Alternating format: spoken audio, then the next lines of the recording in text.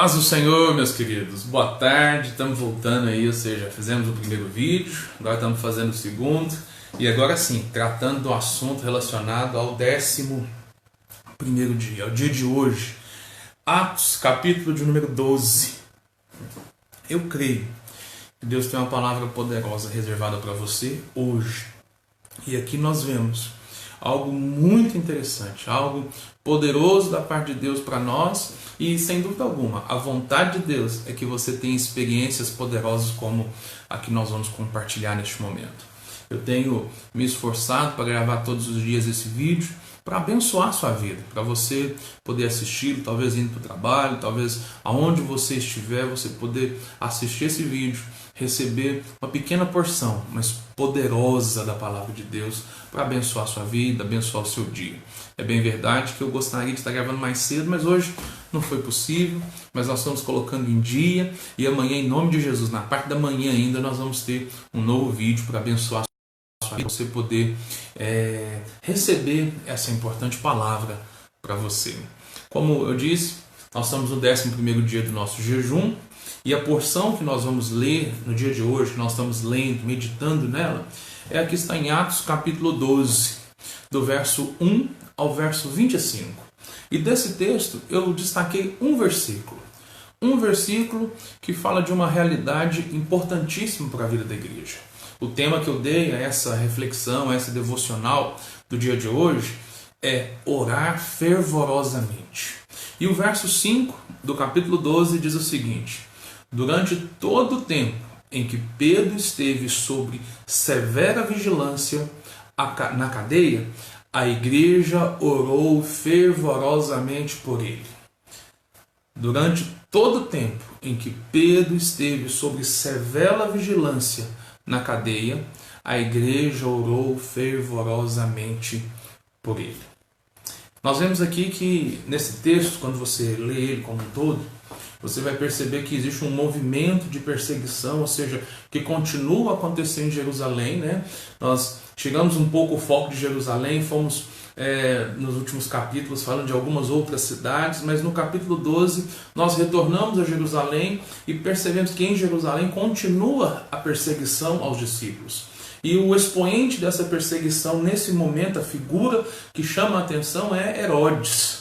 E Herodes, que foi responsável pelo assassinato de Tiago, irmão de João, agora o que ele faz? Ele percebeu que essa atitude deu publicidade para ele, as pessoas gostaram dele ter feito isso. Então o que ele faz?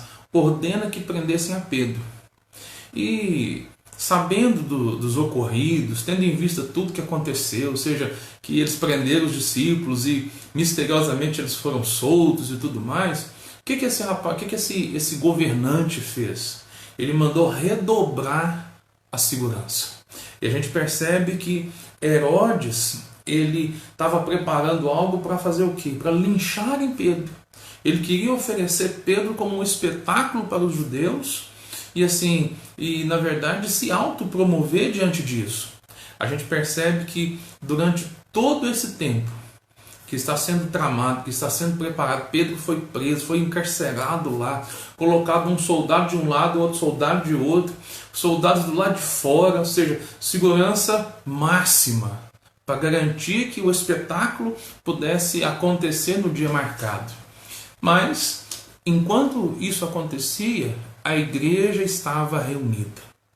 Os irmãos estavam na casa da irmã Maria, e a irmã Maria, mãe de João, e lá eles estavam fazendo o quê? Orando fervorosamente.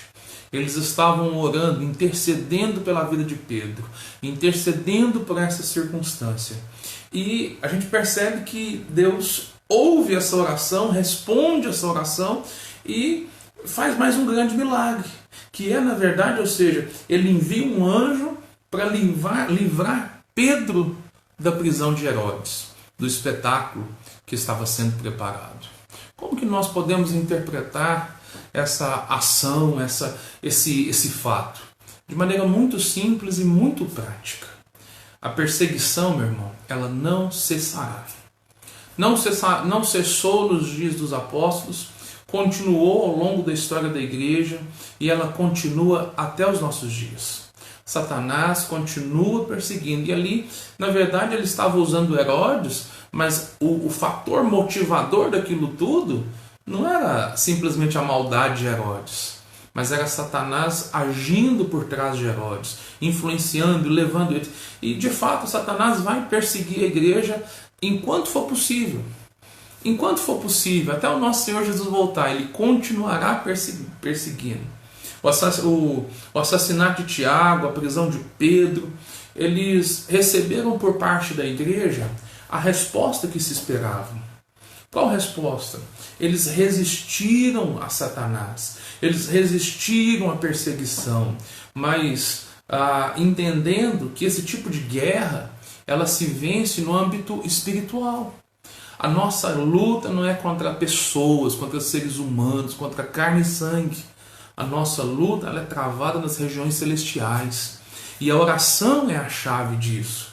A gente percebe que a igreja ela resiste a essa perseguição toda através do quê? Da oração. Ou seja, eles estavam ali orando fervorosamente. E o milagre, ou seja, milagres, livramentos aconteceram, ou seja, são experiências, na verdade, a gente precisa compreender isso, que milagres e experiências sobrenaturais são gerados na intimidade com o Pai, que nós desenvolvemos por meio da oração. Nós vemos um milagre nesse texto em específico, que é o livramento de Pedro. Mas isso é plenamente aplicável aos nossos dias e às situações que nós vivemos no nosso cotidiano. O livramento de Pedro, ele nos ensina algumas coisas que nós precisamos aplicar na nossa vida. Primeiro, nós temos que ter consciência. Satanás continua a perseguir a igreja e a seus expoentes. Quando eu digo expoentes, de quem que eu estou falando? Das pessoas que estão envolvidas, das pessoas que estão edificando, das pessoas que estão cumprindo o propósito, que estão envolvidas. Ou seja, Satanás continua agindo, tramando, minando a vida dessas pessoas, o desenvolver da igreja com o objetivo básico: paralisar a igreja. Ele muda a estratégia, mas o alvo continua sendo o mesmo. A perseguição ela não vai cessar. A segunda coisa que nós vamos aplicar na nossa vida é que a igreja do Senhor Jesus, ela tem autoridade para resistir e vencer toda e qualquer ação do inimigo contra ela. Ou seja, o que a palavra nos diz? Resistir ao diabo e ele fugirá de vós. A igreja em Jerusalém, os irmãos que estavam reunidos ali na casa da irmã Maria, eles resistiram àquela perseguição. A perseguição de Herodes, ela teve seu fim aonde? Na própria morte de Herodes. Herodes, ele foi morto por uma ação do próprio Deus, que enviou um anjo e acabou com a vida dele. Nós vemos os últimos versículos do capítulo 12. E nós percebemos que, ou seja, que Deus, ele cuida da sua igreja. Mas nós precisamos manter o nosso papel. Nós não podemos desistir diante das pressões, diante das dificuldades. Nós precisamos sim avançar, intensificar na oração, intensificar a consagração, intensificar na nossa busca por Deus. Por quê? Porque dele vem toda a nossa provisão. E por último, a igreja, nós precisamos entender que orar fervorosamente está no nosso DNA. O que quer dizer isso? Nós precisamos nos dedicar mais à oração, a orar continuamente e nos deixar ser conduzido por Ele. Quando eu digo que a oração ela está no nosso DNA, é que faz parte dos homens de Deus, das mulheres de Deus, uma vida de intimidade com Deus. E não é possível desenvolver uma vida saudável, uma vida de experiências com Deus, sem ser acompanhado de uma vida de oração. Esse tempo de jejum e oração que nós estamos vivendo é exatamente para isso. É para de fato chocar você, levar você a uma vida de oração diferente. Levar você a viver uma vida centrada na vontade de Deus e mudando os seus hábitos. Trazendo a oração para o centro da sua vida, algo que seja rotineiro. Eu fiquei impressionado nos capítulos anteriores, das experiências que Cornélio teve, que Pedro teve e tantos outros. Mas existe um elemento que está enraizado em todas essas experiências. E esse elemento é a oração. Pedro, próximo do meio-dia, subiu ao terraço para orar.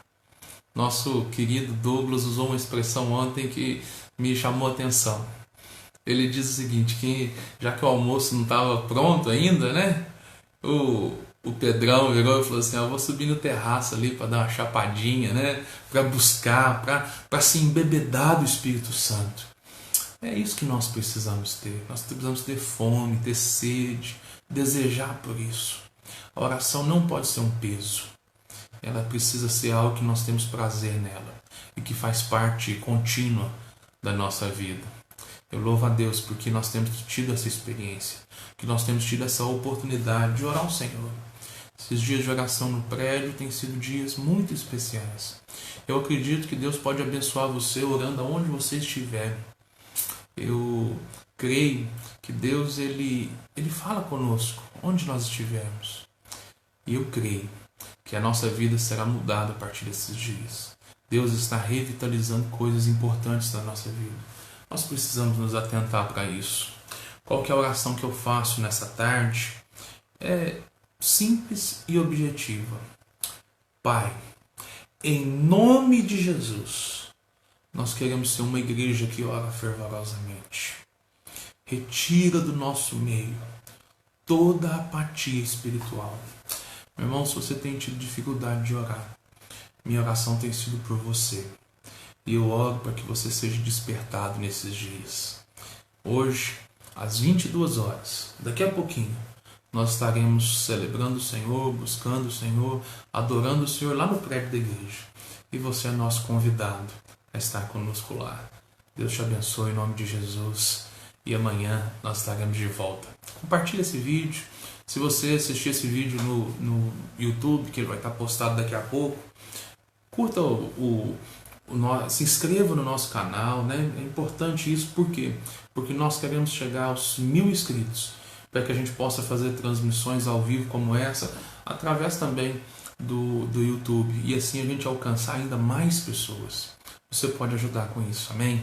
Deus te abençoe e uma tarde abençoada na presença do Senhor.